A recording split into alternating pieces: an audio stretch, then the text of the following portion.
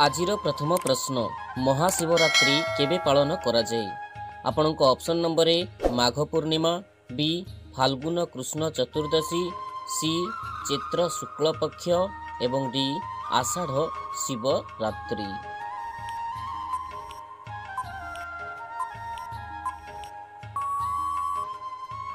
यार सठिक उत्तरटी होछि ऑप्शन नंबर बी फाल्गुन कृष्ण चतुर्दशी।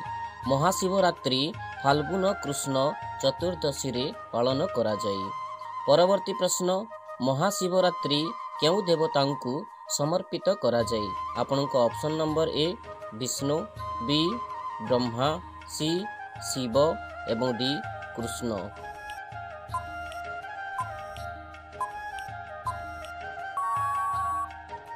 यार सठिक उत्तरटी होछि option number C Shiv.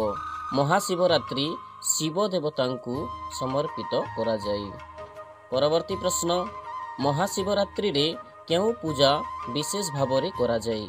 आपनक option number A Durga Puja, B Shivling पूजा, सी गणेश पूजा एवं डी हनुमान पूजा।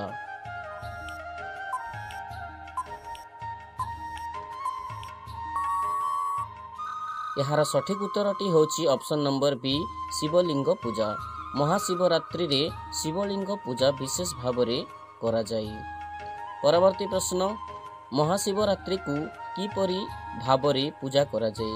आपनक ऑप्शन नंबर ए नृत्य एवं संगीत, बी उपवास एवं जागरण, सी होली लेखिवा एवं डी रथयात्रा रूपरे।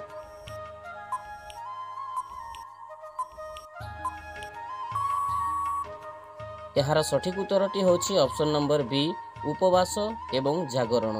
महाशिवरात्रि को उपवास एवं जागरण भाव रे पूजा करा जाए।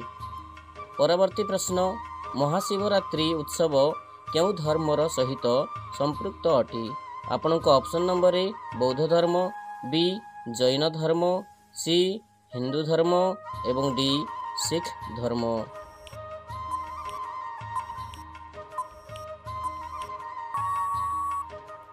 यार सठिक उत्तरटी होछि ऑप्शन नंबर सी हिंदू धर्म। महाशिवरात्रि उत्सव हिंदू धर्मर सहित संपृक्त अटे। फ्रेंड्स वीडियोटी को लाइक शेयर करिनियंतु एवं प्रत्येक दिन एमिति इंटरेस्टिंग जीके वीडियो पाइबा पई आम यूट्यूब चैनल को सब्सक्राइब करी पाखरे थिबा बेल आइकन को दबाई दियंतु। महाशिवरात्रि दिन कौन धारण करने महत्व दिया जाए? आपनक ऑप्शन नंबर ए नूतन वस्त्र, बी बेलपत्र, सी नूतन गहना एवं डी रंगीन पानी।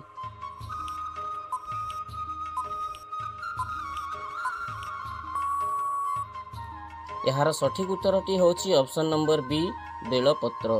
महाशिवरात्रि दिन बेलपत्र धारण करने महत्व दिया जाई थाए। परवर्ती प्रश्न महाशिवरात्रि समय रे केउ मंत्र जप करा जाए? आपनक ऑप्शन नंबर ए ओम नमो नारायणाय, बी ओम नमः शिवाय, सी ओम श्री गणेशाय नमः एवं डी ओम दुर्गाय नमः।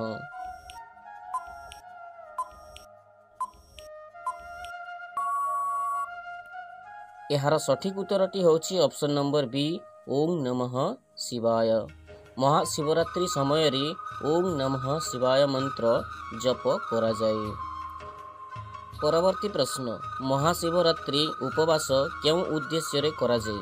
आपनक ऑप्शन नंबर ए शिवं को आनंदित करिबा पई, बी नूतन चाकरी पई, सी धन धान्य पई एवं डी उत्सव उपलक्षे।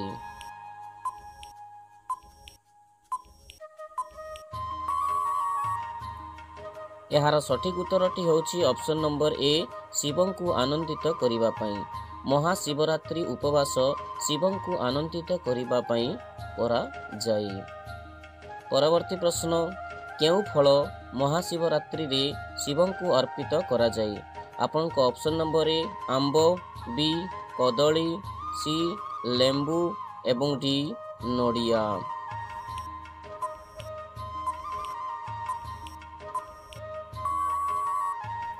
यार सठिक उत्तरटी होछि ऑप्शन नंबर बी कदली। କଦଳୀ ଫଳ ମହାଶିବରାତ୍ରିରେ ଶିବଙ୍କୁ ଅର୍ପିତ କରାଯାଏ। ପରବର୍ତ୍ତୀ ପ୍ରଶ୍ନ ଏବଂ ଆଜିର ଶେଷ ପ୍ରଶ୍ନ। ଫ୍ରେଣ୍ଡସ୍, ଏହି ପ୍ରଶ୍ନ ଆପଣମାନଙ୍କ ପାଇଁ।